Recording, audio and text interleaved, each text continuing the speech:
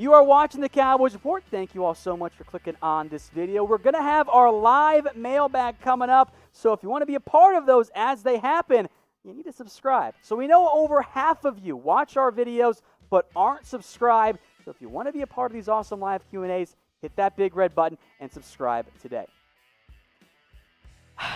We are just starting off on fire, Alicia. I saw this come in during our other segment, and it almost threw me off altogether. Damon, can we admit Dak for head coach, Rico, and cut Dak? I just think Damon's trolling. Yeah, Romo for head coach, Rico, and cut Dak. I just think he's trolling, so I'm going to give him credit on that one because all these ideas are horrible. All right, Medell 7.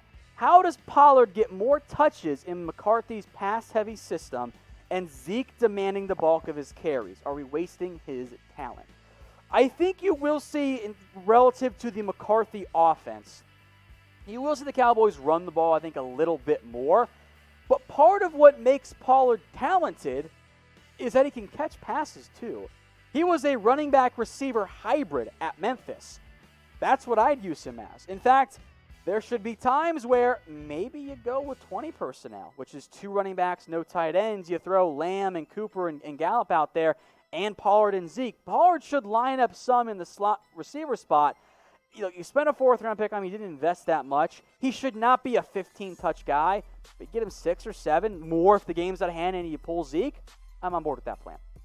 Winston Shan rocking the Mr. Clean Mitch photo. How much pressure is on Xavier Woods? Not too much, 10 a lot, might be a 7. I think Woods, especially internally for him, is going to put a lot of pressure on himself because he's in the last year of his deal. If Xavier Woods impresses, if he wows, if he balls out, he's going to get the bag from the Cowboys or from somebody else.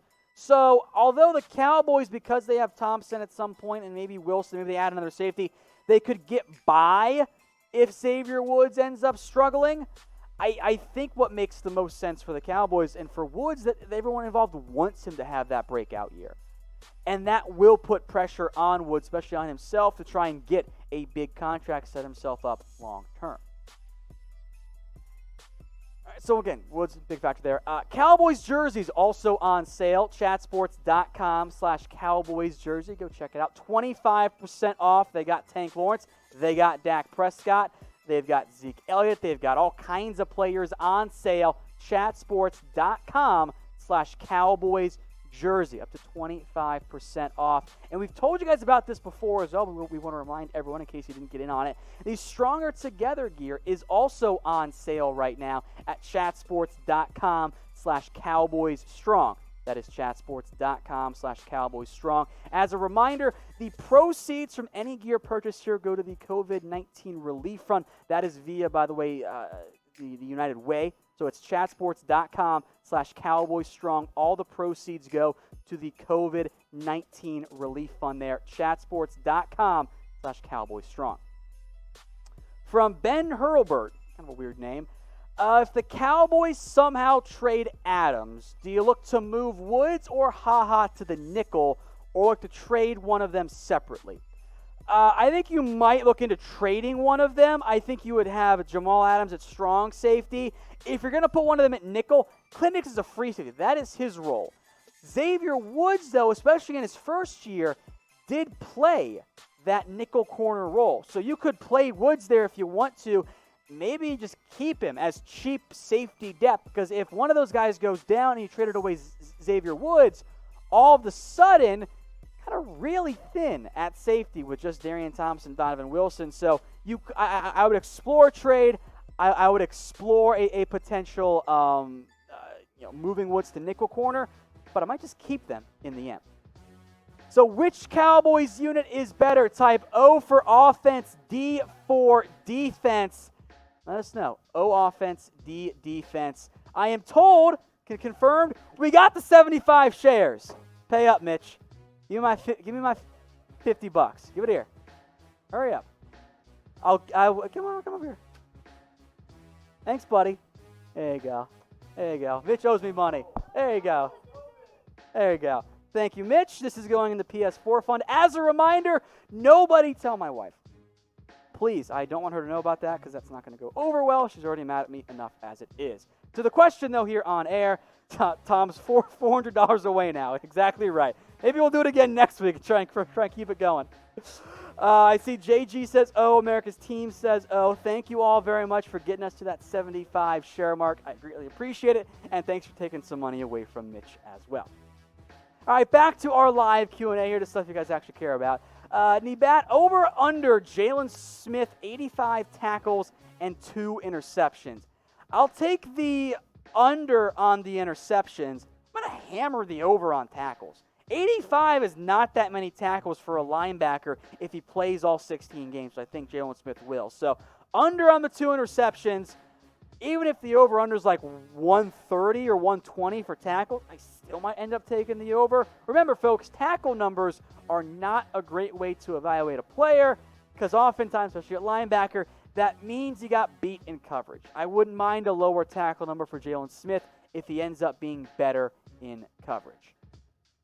America's team, who should be watched when and if there is training camp in Arlington? It'll be in Frisco. It'll be at the Star, so not Arlington, but Frisco. There should be a training camp, and I'll tell you what, America's team, we will let you know who to watch. We will give you guys updates constantly on training camp. I know you're subscribed, but for those of you who aren't subscribed, hit that big red button. No one's going to cover training camp more closely here on YouTube than us here at the Cowboys Report. From Ryan O., did Jerry Jones make a big mistake in drafting Diggs instead of Fulton?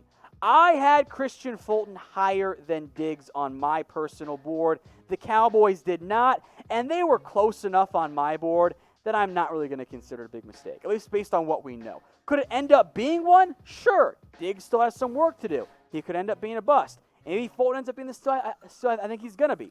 I don't think it's a big mistake. I would have done something differently, but it was by no means a bad pick. And given where the Cowboys had Diggs on their board, they believe they found a pretty impressive steal. Now, speaking of Diggs, who will have the bigger impact in 2020? Type B for Tyler Biadasz or type D for Trevon Diggs? Again, that is B, as in boy, for Biadasz, and D for Diggs. I'll give some shout-outs here as they come in. Sal Jr., JB, Dylan, David, Nabat, Barrett, Akil, Michael, Spam, everyone typing in D except for Hunter Floyd. I tend to agree. I think Diggs is going to have the better year for the Cowboys. I think that's going to end up happening. I think that he's going to have a better chance even just to get on the field. Hunter Floyd, should we move on from Dak? Open-ended question. There are a couple of paths out there in which it makes sense to move on from Dak, but not many of them are, well, I'm trying to win within the next 5 years. There aren't many routes that actually make sense from that regard. So I know the contract's expensive. I know Dak's not the number one quarterback like everyone wants him to be. He's not Mahomes. I get that. But the other options out there, Dalton, Cam on a one-year deal, tanking, those are not going to guarantee you. If you have a top 10 quarterback like the Cowboys do, it's not easy, but it is an easier path to pay the quarterback and figure out the rest after that. From Michael Miller, am I the only one freaking out about our number one corner situation? No. I think that's the single biggest concern beyond the crappy special teams play of the past couple of years for the Cowboys. I think it is that number one corner role. Is there much confidence in Awuzie, Lewis, Anthony Brown, Diggs, Worley, and the rest of being a number one guy? I don't have any. Not for Awuzie. He hasn't been that so far. Lewis and Brown are best in the nickel. Worley's not a number one guy. Trevon Diggs maybe someday could be, but he's certainly not right now. So I agree. I think that the cornerback spot, the number one guy, is a major concern for the Dallas Cowboys. They're going to miss Byron Jones this season. From William Lowe, how much playing time do you think Sean Lee will get this season, and will this be his last year? Two great questions there, William. Thank you for the super chat as well. I think in an ideal world, he is once again the number 3 linebacker, which is maybe around 30 snaps per game, somewhere in that target area. If he stays healthy, I think Lee might come back for one more season, but I don't know. Sean Lee has considered retirement both of the past 2 years. maybe he goes and calls it his final year. If the Cowboys get either really close to a Super Bowl or really far away from one, maybe he comes back for one more year to try and win. If they win it, maybe he goes out on top. I know it's a cop-out answer, but let's check in like November or December and see what his health is, too, because if he gets hurt again, I think he might hang it up. Let's talk jerseys now here, because as a reminder, they are available on sale at chatsports.com/Cowboys jersey. 25% off. Do you want W or Navy? Wow. W for white, N for Navy. Which is your preferred Cowboys jersey? I was thinking ahead to what I was going to say, because unlike executive producer Brett, the best Cowboys jersey is the combined jersey. It's the throwbacks with the stars on the shoulder, because the Navy ones are cursed. I will continue to say that even though there's not much evidence to prove it, but that's beside the point. As a reminder, guys, they are 25% off both the whites and the navies at chatsports.com/Cowboys jersey. That's chatsports.com/Cowboys jersey. And there are, by the way, some of the throwbacks also available on there, so go check it out, and that link's in the comments and the description. From JGL Reed, who is our kick returner/punt returner this year? I would expect that Tony Pollard once again handles kick return duties for the Cowboys. Punt return duties, maybe it's CeeDee Lamb. I think Cedric Wilson also has a chance to be that guy. I think maybe Lamb is your more dynamic return guy, and when you just need the fair catch, if Wilson makes the team, maybe Wilson ends up being the hands guy for the Cowboys with what they've done in recent years. In the bat, I've heard the Cowboys should let go of Dak and sign Cam. Is it true? That is such a short-sighted approach that I think it's actually a very bad idea. Because the best case scenario is that you sign Cam Newton and he plays great, right? He looks like the Cam of old, and that's great because you got him for like a $20 million deal this year. Guess what? Now next year, Cam wants to get the bag in, wants to be one of the highest paid quarterbacks in the NFL, except this time, the franchise quarterback you got to pay is significantly older with a major injury track record. I don't think that makes sense for the Cowboys. And frankly, because of the injuries for Cam and the way he's played the past 2 years, Dak's better right now. So why would I want to get worse, older, and more injury prone to save like $10 million? That's not the path I'm going to take if I'm the Dallas Cowboys.